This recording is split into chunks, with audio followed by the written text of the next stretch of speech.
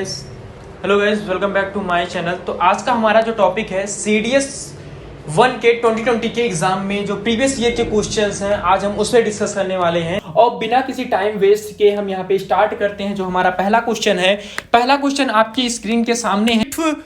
1 multiply by 2 1 upon 1 multiply by 2 1 upon 2 into 3 plus 1 upon 3 into 4 plus dash dash dash 1 upon n into n plus 1 equal to 99 upon 100। Screen के सामने आपको पहला question मिल जाएगा। इसको solve करते हैं। देखिए कितने सेकंड में क्वेश्चन सॉल्व होता है। पहले गिवन है 1 अपॉन, पहला पॉइंट गिवन है 1 अपॉन 1 इंटू 2 गिवन है, और इसी के साथ प्लस में गिवन है 1 अपॉन 2 इंटू 3 गिवन है, 2 इंटू 3। अब हम आगे बात नहीं करते हैं, ऐसे डॉट डॉट है तो पहले इसी को, इन दोनों को ही सॉल्व कर लेते हैं। क्या ये दो जो पॉइंट है, इनसे क्या कोई ऐसा सोल्यूशन निकलता है जिससे ये कुछ सिंपल हो जाएगा? तो देखते हैं, करते हैं। तो यहाँ पे मैं इसको लिख सकता हूं 1 minus 1 upon 2, 1 minus 1 upon 2, 1 minus 1 upon 2 की वैल्यू आएगी 1 upon 2, 1 into 1 upon 2 plus upon 2 into 3 को हम लिख सकते हैं 1 अपॉन 2 माइनस 1 अपॉन 3। इसे सॉल्व करके देखते हैं। 3 1 जा 3, 3 माइनस 2 आ जाएगा 1 अपॉन 3 2 जा 6। तो ये चीजें वही हैं और ये चीजें वही हैं जो प्रीवियस लिए लिखे, बस मैंने उसका फॉर्मेट चेंज कर दिया। अब आप एक चीज ध्यान से देखिए, 1 अपॉन 2 कैंसिल आउट हो जाएगा। ऐसे जो आगे सीरीज बनेगी 1 अपॉन 3 कैंसिल आउट होगा उसके जस्ट पहले वाले से। ऐसे सीरीज पूरी कंटिन्यू होगी और जो हमारी वैल्यू बचेगी, सबसे पहले वाली बच रही है और सबसे लास्ट वाली बच रही है। अभी इन दोनों में ही देखिए, इन दोनों को अगर हम बात करते हैं तो बीच वाले सारे कट गए, केवल बचा कौन सा? लास्ट वाला। अगर हम पूरी सीरीज की बात करें तो पूरा बचेगा 1 बचेगा। हमारा है 1 upon n plus 1, 1 upon n plus 1, और इसकी वैल्यू दे रखी है। इसकी वैल्यू मतलब टोटल सीरीज की एडिशन करके वैल्यू दे रखी थी 9 अपॉन 100। तो यहां से कर लिया मैंने 99 अपॉन 100 कर लिया। जस्ट इसको सिंप्लीफाई कर लिया, n plus 1 minus 1 upon n plus 1 कर लिया। इसको n प्लस 1 इक्वल टू आ गया 99 अपॉन 100 आ गया। तो यहां से n प्लस 1 की वैल्यू गई यहां से, तो यहां से आ गया 100n equal to 99n plus 99। तो 99 माइनस n इक्वल टू यहां से जो वैल्यू आ गई 99 हो गई। तो यानी कि यहां से जो n की वैल्यू आई 99 हुई, और आपका जो आंसर करेक्ट हुआ ऑप्शन नंबर बी आपका आंसर करेक्ट हुआ। 200 metre long passes a platform 100 metre long in 10 second. What is the speed of the train? इसमें सिंपल सा एक लाइन में, इसका तो एक लाइन में सोल्यूशन होगा। स्पीड पूछ रहा है, स्पीड इक्वल टू होता है डिस्टेंस अपॉन टाइम। डिस्टेंस क्या है? 200 मीटर लंबी क्या है? रेल है। तो 200 मीटर लंबी रेल हो गई। और भी बात खत्म नहीं हुई है, कह रहे 100 मीटर लंबे प्लेटफॉर्म को, और उसमें क्या है 100 मीटर लंबा प्लेटफॉर्म भी है। तो हमेशा ट्रेन की लंबाई में उसके प्लेटफॉर्म की लंबाई ऐड हो जाती है। और उसका समय कितना ले रहा है? 10 सेकंड में पास आउट कर रहा है। तो 10 सेकंड में पास कर लिया, इसे 300 हो गया, और 300 डिवाइड बाई 10 आ गया। तो यहां से 30 जो इसका आंसर हुआ 30 मीटर पर सेकंड इसका आंसर हो गया। 30 मीटर पर सेकंड। एक सेकंड का क्वेश्चन नहीं था ये, सीडीएस में प्रीवियस ईयर में 2020 में आया हुआ क्वेश्चन है जो मैं आपको यहां पे बता रहा हूं। मूव करते हैं अपने थर्ड क्वेश्चन की तरफ, जो आज का हमारा शायद इंटरेस्टिंग क्वेश्चन होने वाला है। बिल्कुल इंटरेस्टिंग होने वाला है। कह रहा है the income of ABC are the ratio of 7 9 10। बहुत ही मस्त सा क्वेश्चन है, इनकम से रिलेटेड क्वेश्चन है। लोग इसको कई तरीके के फार्मूले से सॉल्व करते हैं, बट हम यहाँ पे एक बेसिक से थॉट से सॉल्व करेंगे इसको। एक बेसिक तरीका जो होता है, हम क्या सोचते हैं उस तरीके से क्वेश्चन को सॉल्व करने की कोशिश करेंगे। क्या कह रहा है? ए और बी और सी की आय में अनुपात दिया गया है। आय का मतलब होता है, जो हिंदी मीडियम से नहीं है उनको बता दो, इनकम मतलब जो आप अर्न कर रहे हो, वो अर्न आपका मंथली बेसिस पे भी हो सकता है, और वो आपका अर्न जो है ईयरली बेसिस पे भी हो सकता है। तो आय वो आपको बताएगा। कह क्या रहा है?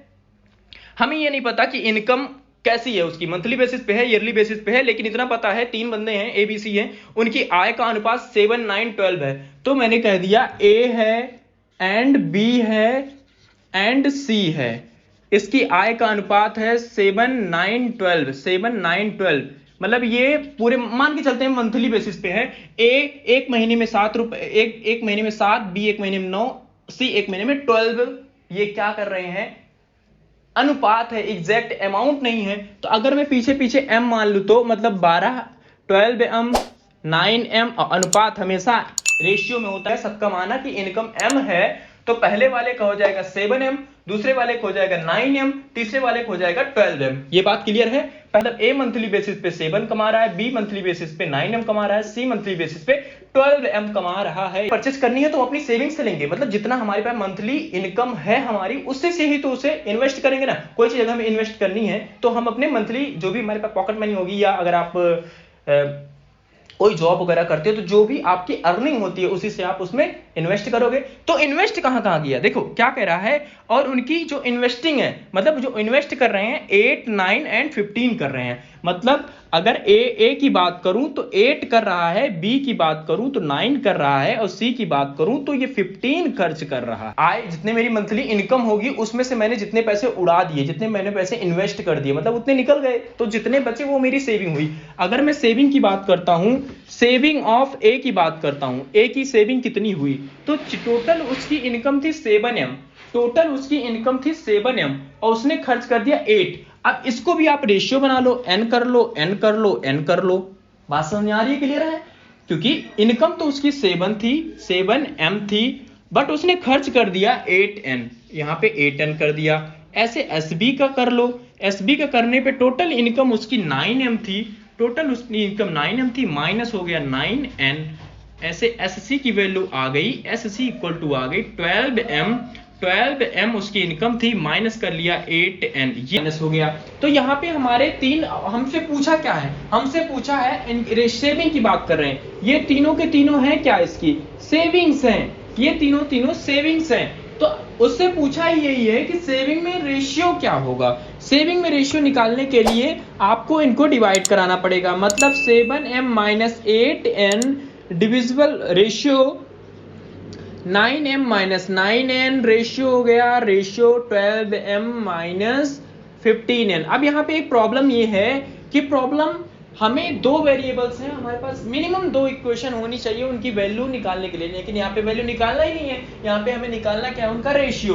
तो अगर हमें किसी तरीके से ये पता चल जाए m और n में आपस में क्या रिलेशन है, तो हम बड़े इजिली उनका रेशियो निकाल सकते हैं। एक की टोटल सेविंग है, ए की जो सेविंग निकल के आ रही है वो उसकी इनकम की 1/4 है। मतलब ए की सेविंग कितनी आ रही है, ये ए की सेविंग है 7m माइनस 8n, ये इसकी सेविंग आ रही है, और उसकी जो इनकम है उसका 1/4 है। 1/4 इंटू इनकम कितना है 7m, ये इसकी इनकम आ गई है। तो यहां से कर लेंगे 28m हो जाएगा, माइनस 32n हो जाएगा, इक्वल टू आ जाएगा 7m।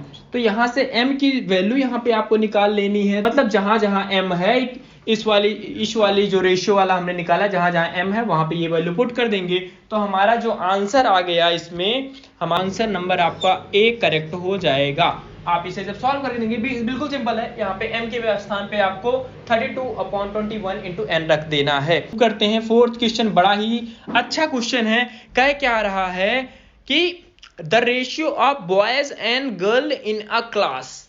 तो यहाँ पे दो लोग हैं, एक है बॉयज है और एक है गर्ल्स का रेशियो गिवन है। कितना रेशियो गिवन है, रेशियो गिवन है 3:1। 3:1 इनका जब रेशियो गिवन है, तो आप याद रखो जब भी इनका कोई रेशियो गिवन हो तो इसका रेशियो गिवन है 3, इसका रेशियो गिवन है 1।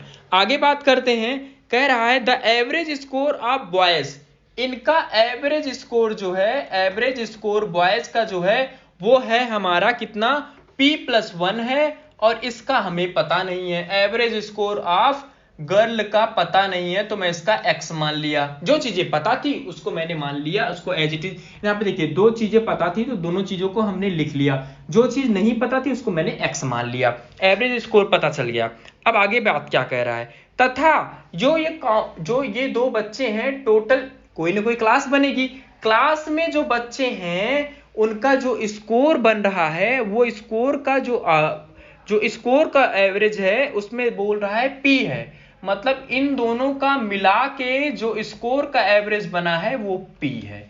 तो आपसे क्या पूछ रहा है, कह रहा है then what is the average score of girl. Girl का एवरेज स्कोर पूछ रहा है। तो आपको अगर गर्ल का एवरेज स्कोर पूछ रहा है तो यहाँ पे गर्ल का मैंने स्कोर, एवरेज स्कोर मैंने मान लिया, एवरेज गर्ल का मैंने माना है x। तो यहां से आपको x की वैल्यू पूछ रहा है, तो x टोटल दे रखा है, इनको k मान लो। जानते हैं आप जहां रेशियो होता है वहां k होता है। तो रेशियो कैसे निकलेगा? रेशियो इक्वल टू होगा गर्ल्स हमारे पास कितनी है, सॉरी बॉयज हमारे पास है 3k इंटू उनके उसका रेशियो जो स्कोर कार्ड है +1 टोटल प्लस बॉयज गर्ल्स कितनी है हमारे पास k है इंटू इसका रेशियो मैंने x मान रखा है। यहां तक किसी को डाउट? पूरी क्लास की अगर हम बात कर रहे हैं, यहाँ पे पूरी मैं क्लास की बात कर रहा हूं। पूरी क्लास की बात तभी कर पाऊंगा जब मेरे पास गर्ल्स का हो, सॉरी बॉयज का होगा एंड गर्ल्स का होगा। डिविजिबल बाई, यहाँ पे एक बात याद रखना है, divisible by total number of student.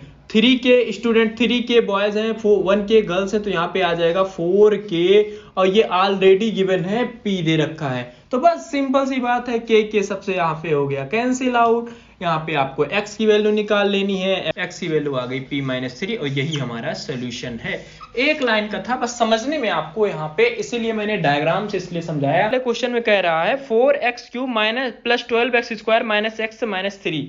क्या कह रहा है पढ़ लेते हैं। फिफ्थ वाले क्वेश्चन की बात कर रहा है, कह रहा है 4x³ प्लस 12x² आपके स्क्रीन के सामने है -x-3। इसका क्या कह रहा है? कह रहा है इज डिविजिबल बाई, डिविजिबिलिटी का यहाँ पे कुछ पूछ रहा है, कह रहा है किससे डिविजिबल होगा। अरे भाई जब हम पे डिविजिबिलिटी का पूछेगा तो हम एक चीज जानते हैं, तो यहाँ पे इसको जो ये है ना, इसको आप मान लीजिए फंक्शन ऑफ x, कोई फंक्शन ऑफ x है भाई। तो फंक्शन ऑफ x में पहले मैं यहाँ पे पुट करता हूं x की वैल्यू -1/2। जब आप x की वैल्यू -1/2 रखते हैं तो यहाँ पे क्या आएगा देखिए जरा, माइनस का साइन आ जाएगा क्योंकि 3 टाइम्स है, 2 2 4 8, तो वहां पे आ गया 1/8 आ गया। और यहाँ पे प्लस आएगा 12 इंटू 1 2 1 2 4 2 2 4 आ जाएगा और -1/4 और यहाँ पे माइनस माइनस क्या हो जाएगा 1/2 हो जाएगा और -3 हो जाएगा। सिंपल सी बात है, जहां जहां x था वहां मैंने क्या पुट कर दिया, जहां जहां x था वहां मैंने क्या पुट कर दिया 1/2 1/2 1/2 माइनस के साथ कर दिया मैंने यहाँ पे। अब देखिए 4 1 जा 4 4 2 जा हो गया, -1/2 यहाँ पे है, +1/2 यहाँ पे है, कैंसिल आउट हो गया। 4 3 जा 12 हो गया, +3 यहाँ पे है, -3 यहाँ पे है। या इसका जो सोल्यूशन आया 0 आया।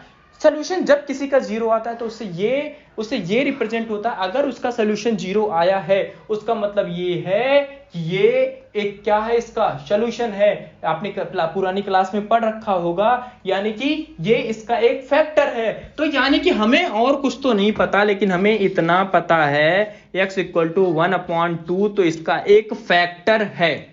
तो अगर x = 1/2 है तो 2x - 1 = 0। पहला सोल्यूशन इसका ये हो गया, यानी कि पहला आंसर इसका 2x - 1 = 0 होगा। अगला भी इसमें दे रखा है, x की वैल्यू को +1/2 पुट कर देते हैं। तो यहाँ पे जो मैंने फंक्शन बनाया था यहाँ पे मैंने कर दिया। अब 1/2 पुट करके देख लो भैया, अगर 1/2 पुट करके देखेंगे तो यहाँ पे आ जाएगा 4 इंटू 1/2 पुट करके देखेंगे तो आ जाएगा सेम चीज होगी, 1/8 हो जाएगा, +12 हो जाएगा इंटू 1/2 का 1/4 हो जाएगा, +1/2 हो जाएगा।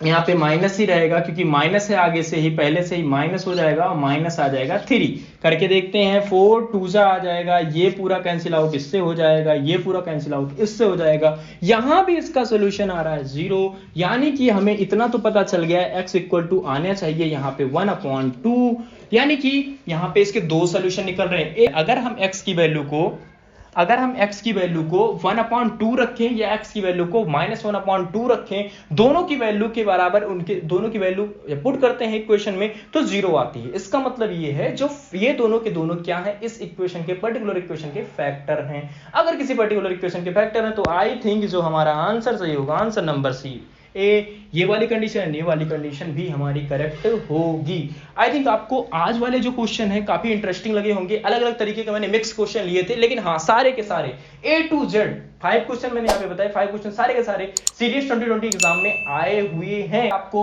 इस क्वेश्चन की टोटल क्वेश्चन की जो मैं क्वेश्चन यहाँ पे सॉल्व करा रहा हूँ उसका पूरा पीडीएफ फॉर्मेट में चाहिए तो आपको मेरे टेलीग्राम चैनल के नीचे मैंने डिस्क्रिप्शन में लिंक दे दूंगा। उस टेलीग्राम चैनल पर आपको इसका पूरा पीडीएफ फॉर्मेट मिल जाएगा। अगर आपको सोल्यूशन चाहिए तो आप नीचे कमेंट करके बताइए कि उसका सोल्यूशन का आपको पीडीएफ चाहिए, वो भी मैं आपको प्रोवाइड कर दूंगा। आपको जो भी चीजें चाहिए नीचे कमेंट सेक्शन में चाहिए, कमेंट कीजिए, आपको सारी चीजें मिलती रहेंगी। मिलते हैं ऐसे ही नए वीडियो के साथ, तब तक के लिए बाय, थैंक यू।